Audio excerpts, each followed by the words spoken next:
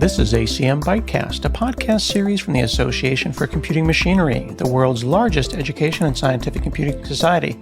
We talk to researchers, practitioners, and innovators who are at the intersection of computing research and practice. They share their experiences, the lessons they've learned, and their own visions for the future of computing. I'm your host today, Scott Hanselman. Hi, I'm Scott Hanselman. This is another episode of Hanselminutes in association with and partnership with the ACM ByteCast.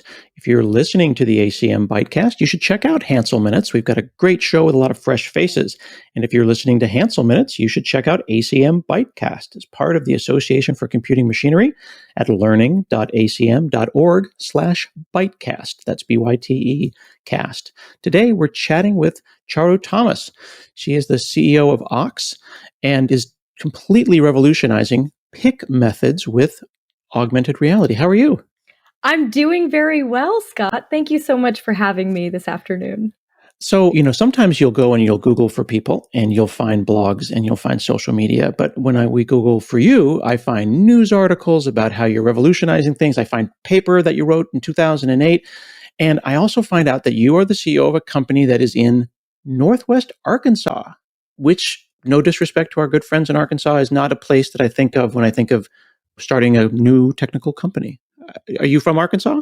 Yeah, so I am actually not from Arkansas. It's kind of a crazy story of how I got to Northwest Arkansas. I was actually born in Australia, and I grew up in North Georgia, just north of Atlanta, in a little town called Cumming, Georgia. I wish I was making that up, but I'm not. And went to Georgia Tech, graduated from their #1 industrial engineering program, and then moved to Northwest Arkansas, originally as a part of a startup accelerator as soon as I graduated. And what I found here, it was a really, really unique ecosystem centered around retail and supply chain. There's 3 Fortune 500 companies. Some of the best supply chain and retail executives were here, and I was able to build relationships and eventually even poach some of those folks to join our team as we were growing. So wow, that was so it kind of sounds the like, reason. It sounds like there's some stuff happening in Arkansas that people should be aware of when it comes to this kind of technology. Definitely. I think so. Okay. So the paper that we're referring to, and that I'm going to link to in the show notes, is on comparing order picking. What is order picking, and why is it something that most people who are listening don't even think about in their daily lives? Yeah, order picking is a process where frontline operators are tasked with going into a facility, whether that's a warehouse or a store or a micro-fulfillment center, and they're going to go and fulfill and pick those items off the shelves so they can be delivered to a customer's door, and you can have your modern day conveniences of e-commerce right at your footsteps. It's an incredibly labor-intensive process, and a lot of people really don't know what goes into it. In fact, there's been a ton of legacy systems that have been built to make the process more effective and efficient over time. And then you also think about, in the future, there's lots of automation technologies that exist in order to make the process a lot more effective and efficient over time. But that's really what the process is. It's retrieving items from shelves so that they can get to your door faster. Mm-hmm. Now, I've gone to IKEA, I think we all have at one point or another, and I usually end up with a piece of paper and a pencil, and I walk around in this giant warehouse looking for numbers, and sometimes I'll end up all the way out at the front, and I've got the wrong thing, and then it's a whole mess. This 2022, is this still the technique that some people use?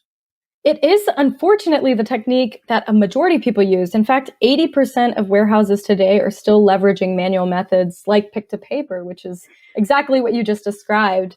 It's incredibly inefficient. And in fact, if you think about picking itself, you can kind of break down the subtasks or the subcategories. So travel times, seeking and fulfillment times, scanning, etc. Travel is one of the biggest costs. It's about 60% of the total time. And so there's a lot of opportunity to optimize and really drive down cost when it comes to some of these manual processes, because not all of them are really directly related to fulfilling items. Yeah, in your paper, you mentioned that about 55% of $60 billion being spent on warehouse operations is just picking stuff, which I assume that cost is passed on to the customer.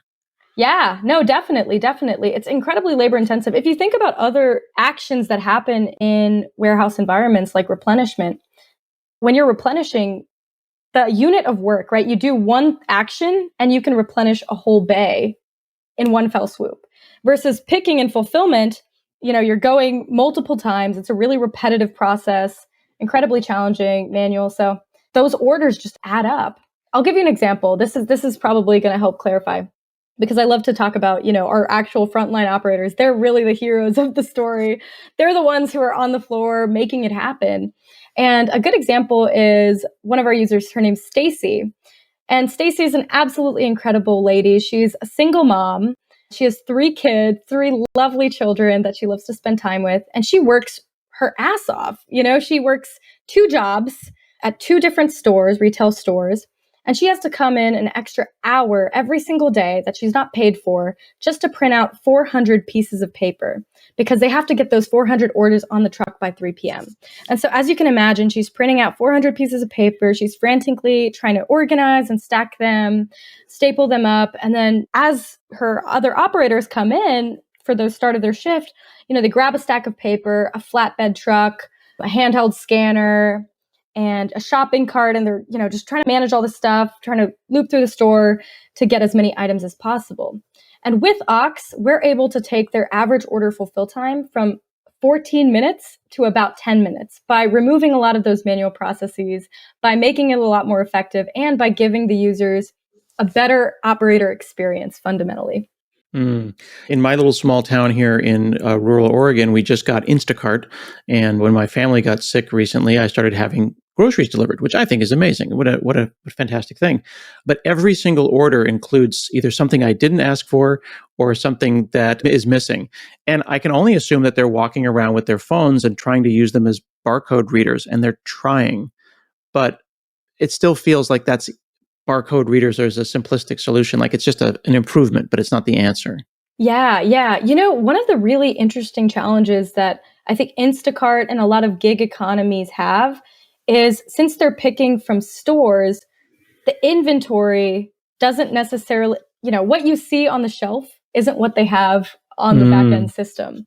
That's different than a warehouse or a traditional distribution center. Of course, there's inventory inaccuracies all the time. In fact, when I was first doing customer discovery, like many, many years ago and wanted to be an entrepreneur, that's one of the biggest problems that warehouses talk about is inventory. But even still, you have a little bit more predictability in inventory in traditional distribution fulfillment centers than you do in a store because you're competing with the customer for those same items, right? So let's say you or I, Scott, we walk into, a Walmart or a Kroger and we pick something up, but then we put it somewhere else. That completely changed their inventory numbers without them realizing. And it's a really hard problem to solve. Now, obviously, there's digital twin technologies and plenty other possible solutions for those types of problems. But I do think it's still a big gap that exists for a lot of retailers. So barcodes, and I'm old enough to remember when barcodes started being attached to objects, when UPCs started to exist. And I've seen situations in other countries where objects don't have UPC codes. So barcodes are a benefit, but I've also seen people adding RFIDs. We've seen the idea of like an Amazon where when something leaves the building, that it could be automatically, I assume that could be applied to warehouses as well. But isn't it going to cost a lot of money to attach stuff to other stuff to track stuff? Yes, that's a great point. And that's honestly been, so RFID, I think has been like a concept in retail and this even predates my career, but I'd say like 20 or 30 years. And the big reason it failed to get widespread adoption was because of that exact reason. Even though the cost of each tag, passive tags are cents on the dollar, attaching them to every single individual item, it adds up pretty quickly, unfortunately. Now, that being said, some of the more, I'd say, forward-thinking retailers, we have seen that some of them are sort of forcing that type of behavior because they have enough leverage to be able to really shift the entire market in that direction. And so if that is the case, that could change the story fundamentally. But you're absolutely right. I think the infrastructure cost is really one of the biggest limiters to technologies like RFID. In fact, in the paper that I wrote a couple years ago, one of the technologies we worked with was RFID. And the way we kind of got around that was we tagged, instead of the individual items, we tagged the shelves with RFID, and we had an RFID reader on the person. So whenever they reached into a bin, they would scan the RFID tag as they would go in. Now, obviously, it's not necessarily tracking each individual item, and there's room for discrepancy in that. But it took out a lot of manual scanning, which is what you'd have with a traditional barcode scanner, right? The line of sight problem that tends to come up with barcode. So it does solve that. That's really useful. And if you don't mind, I want to take just a few minutes to dig into that. So, because we're talking on a podcast and folks can't see us, but let's think about this for a second. Someone is picking something off of a shelf and they have a scanner. They have to intentionally, with intent, with one hand, adjust the object such that the barcode is pointed towards them, and they have to scan it. And that's a non-natural thing when I just want to pick the thing up. So you're describing a situation where they have something on their wrist, like a watch, but it's an RFID scanner. Their intent is implicit upon entering the basket. So then the scanning is a side effect, right? Correct. That's exactly right. And that's why it was actually so much faster in that paper than traditional methods. Okay. But then you bring up the idea of verification or not. How important is that double check? So I would say that most sophisticated operations today, all of them leverage some form of accuracy, right? And that's why barcodes have become the standard. And, there's organizations like GS1, who are enforcing those types of standards in the US and more broadly as well. I would say that it is something that's been built into the process. However, that is kind of an assumption that's been built based on the technology. Again, a lot of those assumptions that's what people did before, right? And that's one of the things that I think is so incredible about the supply chain and why it provides such a unique opportunity for disruption, because there's a lot of legacy in there that you can kind of rip apart once you have new technologies that we do have in the world today. And that's one of the things that's been so exciting for me. I know I'm not really answering your question necessarily, but that's been one of the things that's been most exciting for me, is seeing the capabilities that we're able to offer just by doing stuff that other people thought they did. So I'll give you another example, like pick walk optimization, right? Like people always say that they do pick walk optimization in their warehouse. Can you say that word? Were you saying pick what? Oh, I'm sorry. Yeah, that's like kind of a niche term. Pick walk optimization, or like just walking? Yeah. So pick walk optimization. Okay. Yeah. So a lot of warehouse management systems, they propose or say that they have some form of optimization, and they do. Basically, what they do is they calculate a global best route, and then they reapply that every single time to each order.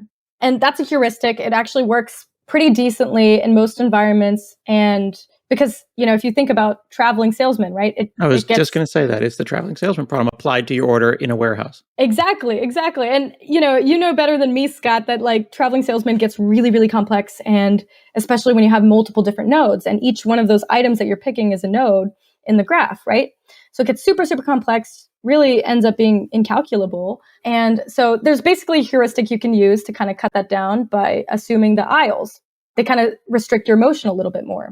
And so that's basically what a lot of warehouse management systems do, which is kind of like the current generation. But again, if you break that down with the technology that we have today with like true order batching, like we can do a lot smarter walk optimization with some of the new technologies that we have today. And that's what we've been doing at Ox. So it's just been really cool to kind of rip out, honestly, a lot of this old technology and rethink about the assumptions that are fundamentally creating some of that solution that existed in the past. Yeah. I also want to mention, because we do like to expand acronyms on the show, GS1, you can learn about it at gs1.com, the barcode kind of conglomerate, the global barcode. And it started in 1974 with the first barcode being a stick of gum that was actually scanned.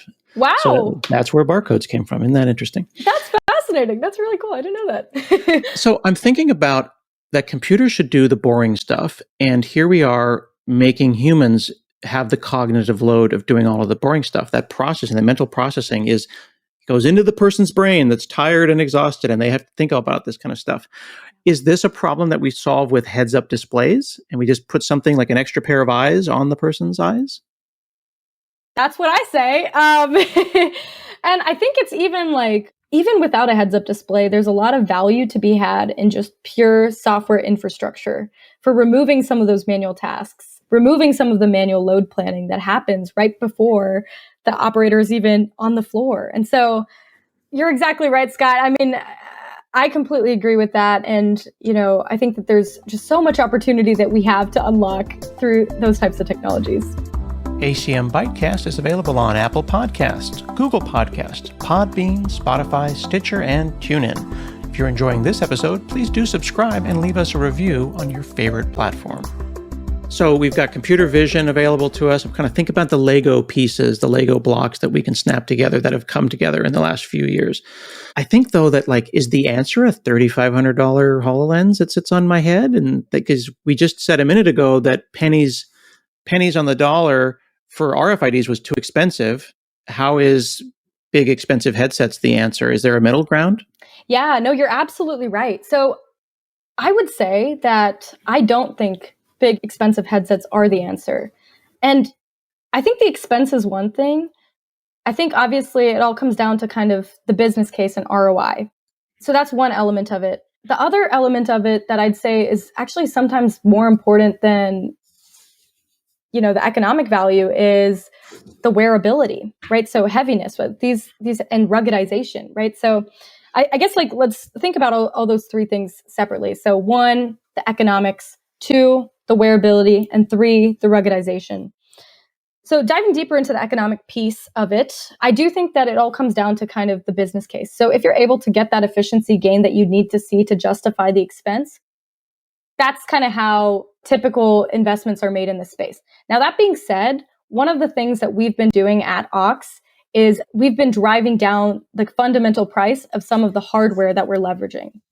And what I mean by that is we've been working with manufacturers directly to decrease the price of hardware so it is throwaway. And we're able to offer device as a service as a business model, meaning you don't have to buy $3,000 TC70 scan guns that, might be industrialized, might be great, but they're very expensive.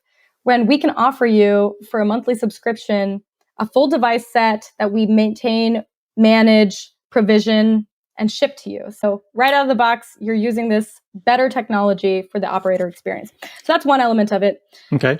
I guess second point was related to wearability. So with a big headset like the Microsoft HoloLens, the head weight is a really, really big challenge because in these shifts, operators are wearing these devices for 8 to 10 hours. We've kind of come to this rule of thumb that we offer many different mounting options.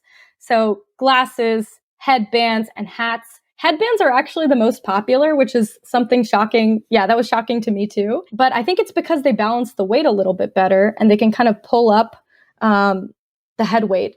Another rule of thumb that we've always, found that's been helpful is we try to aim for less than 40 grams on the nose. For glasses, that sometimes can be hard to maintain just because where the weight tends to be. So yeah, that's another factor. The third one is definitely ruggedization. In these types of environments, ruggedization is really, really important because you're throwing these devices around, you're dropping them.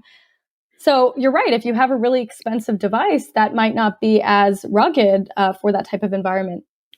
So one of the things that we really keep in mind when we're kind of looking at devices and trying to support devices is their IP ratings. This is actually probably something also I'd say that our COO would be able to speak about much better than I. But, when we're thinking about even the devices that we purchase, we think about lifetime in terms of depreciation just for our core business, right? So it's a really important thing to keep in mind when we're thinking about devices. Yeah. Of course, an IP rating is an ingress protection. It's like when dust or when water gets inside of something. So that's another really important thing. You don't want to buy a $3,500 device and then it gets wet or a little piece of dust in there and it ruins it. Exactly. Interesting. Okay. So when I think about, I don't like waste, and I get really concerned about how many Android phones that we all have in our kitchen in the drawer, and the new phone we get every year. And I think to myself, here's a device, which is a pocket supercomputer with a camera and a battery and all of these kinds of things. Is the device that you're describing that we're putting on our face, our headband or our glasses, is that another phone in a different format? Or is that a device that is an edge compute device that may talk to a device in their pocket or somewhere else in the building? Yeah, that's a great question. So I will say that we've actually worked with multiple variations of both.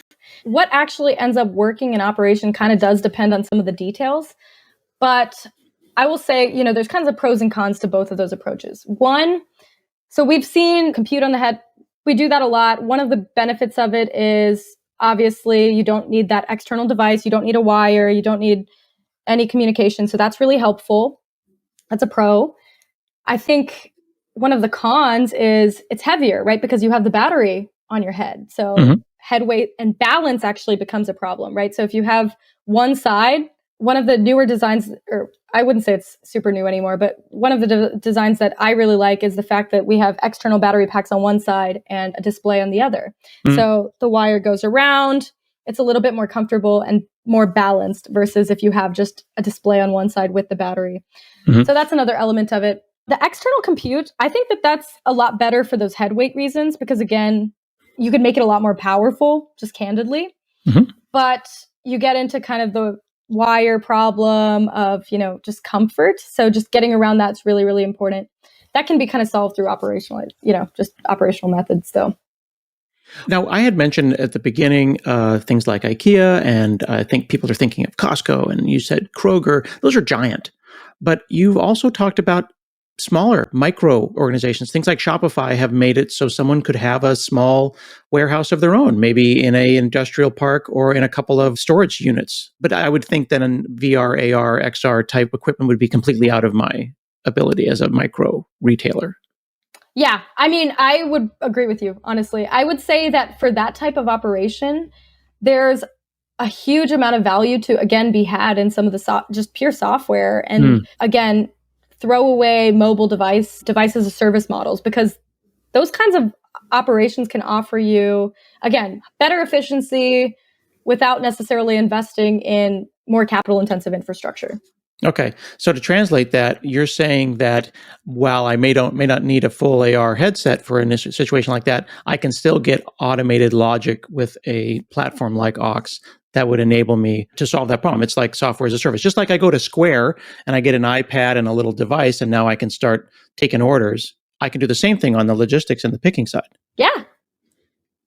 Exactly I'm starting to understand how your business is going to work here. So your business will scale from the small to the large companies. Yeah, definitely. I do think that, we've really focused on helping serve the enterprise and mid-market companies. And that's purely for the reason of we think that there's a really big value to be had for all the 5.5 billion associates and frontline operators who are today in those facilities. And we want to really help those people. We think that they're kind of centralized models. If you really think about how a lot of these operations work, they have many facilities, In fact, one of our customers, we started in one facility. We're going to be in 12 this year and 50 next year, right? So that's kind of like the scaling model. But again, they're centralized, either third-party logistics, retail, or grocery companies. We have to mention, though, that you are not an older person. And I know that it may be indelicate to mention that, but when someone is on a Forbes 30 under 30 list and is a CEO of a company and is doing largely revenue-based type of a startup, it's worth mentioning your age. While some people your age might be just getting started, you're building an entire company. I'm curious whether was it teachers or professors, or what made you feel that you could do that? Because sometimes the doing it is just not being told you shouldn't do it. Oh my gosh, Scott, you are 100% right. I think that there's so many people along my life that I'm so indebted to that have just invested so much in me. A couple of people that come to mind just off the top of my head. My professor at Georgia Tech, his name's Dr. Thad Starner. He's the inventor of Google Glass. I came to him one day and said that I wanted to be an entrepreneur, and he completely laughed at me, but he gave me a book called Business Plans That Win $Signs. And said, when you're a billionaire, give me 1%, or said something facetious like that. And obviously he was completely joking, but I took it as the ultimate vote of confidence. And I went back, read the book, annotated the whole thing, and came back the next week and just kept coming back. And I think that he's been so instrumental in my journey. There's way too many people, I think, that I could point to who have also been instrumental at just different moments in my life. My mom is another example. When I was graduating college, And I really wanted to be an entrepreneur, but I didn't know how. There was kind of two paths I was considering. One was going to go down the research path, get a PhD in computer science, which I love research, by the way. No hate on that. I could definitely see myself doing that for the rest of my life, and I would probably be very happy. But, she really encouraged me because I had a really new opportunity. We had won $100,000 from a startup competition just as pre-seed funding. And so she really encouraged me to take that opportunity. And without her encouragement, I definitely would not be here today because we had absolutely nothing. I did not want to work on, it was maybe not the brightest future that we had. So, and obviously the team, I think that there's so many incredible people on our team, and I could spend every single moment talking about each one of them and how incredible they are. But every single person on our team is so immense. Tanner, our chief product officer, Brian, our CRO, Brent, our COO, Philip, our CTO, just every single person, our investors. There's so many people who are involved in making this company so great. And I'm so thankful to each and every one of them for believing in us and for just investing so much in our journey. And it's worth also just reminding our listeners, Thad Starner, an inventor of Google Glass, a wearable computing pioneer who was thinking about this stuff as early as the early 2000s. So that's pretty cool that you got to just hang out with Thad Starner as a mentor. Yeah. It was actually crazy. I mean, I didn't know him at the time. I knew he was a professor on campus. I heard a lot of great things about him. But I just went to his office hours one day. And again, that was the day where he kind of laughed at me a little bit and just kept showing up from there, trying to prove him wrong, basically, and eventually built a really great friendship. And he helped, he actually let me lead some of his projects in order picking, which is how we started publishing research, and it all kind of snowballed from there. One other thing I'm curious about, not as someone who's older than you, but as your peer, as a person who's in technology with you, I don't know if I would know how to be a CEO. I look at my CEO and I look at other CEOs I work with and I go, wow, I don't know if I have that thing, but I look at them and I think they must have the recipe. I'm curious how you learned to be a CEO. Scott, I think it's one of those things I'm still learning. You also said before, people are just getting started in my career. I feel like that too. There's so much that's left to do. We're very ambitious. We have a huge vision at Ox to really, really change the frontline operator experience and pioneer this new concept of human-centered automation. I think it's so, so important, especially if we're thinking about just concepts like equity in the world, right? Things that mean a lot to me. And so I just am so, so excited about what we have, but we're just at the beginning and I'm still learning to be a CEO, no doubt. I think a couple of things that have helped me though on this journey, and these have been tools that I've been taught from other leaders, people who inspire me, or even executive coaches. So just people who are directly supposed to help me out and make me a better executive. And a couple things that come to mind. One is from one of our mentors. His name is Mark Laurie, and he's an incredibly prolific entrepreneur. For context, he started a company called Diapers.com, was acquired by Amazon for $500 million. Jet.com acquired by Walmart for $3 billion. He just raised $200 or $350 million for his new company called Wonder. So he's an immense prolific entrepreneur. And he told me, as a CEO, you need to spend your time on three things: V, C, and P. Vision, capital, and people.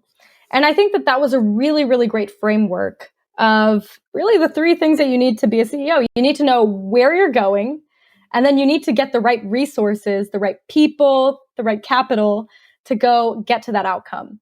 So that was really helpful. Another thing that's been helpful for me is I tend to be kind of all over the place, a little bit unfocused. So an executive coach taught me the rule of three. That tends to stick pretty well. So it's just helped me kind of process and communicate my ideas a little bit better. Very cool. Well, this has been an absolute joy chatting with you today. I could talk to you for another hour, but me too, Scott. Thank you so much for having me. This has been great. Well, thank you so much. We've been chatting with Charu Thomas. She's an entrepreneur, a researcher, and a hacker, the founder of Ox, formerly OcuLogic, building an AR platform for order picking in warehouses and based on augmented reality. Fantastic stuff. This has also been an episode of Hanselminutes in association with the ACM ByteCast. If you're listening to one or both of those, do listen to the other because we've got a lot of fresh faces and a lot of fresh tech for you to see. This has been another episode, and we'll see you again next week. ACM ByteCast is a production of the Association for Computing Machinery's Practitioner Board. To learn more about ACM and its activities, visit acm.org. For more information about this and other episodes, please do visit our website at learning.acm.org/bytecast. That's BYTECAST. learning.acm.org/bytecast.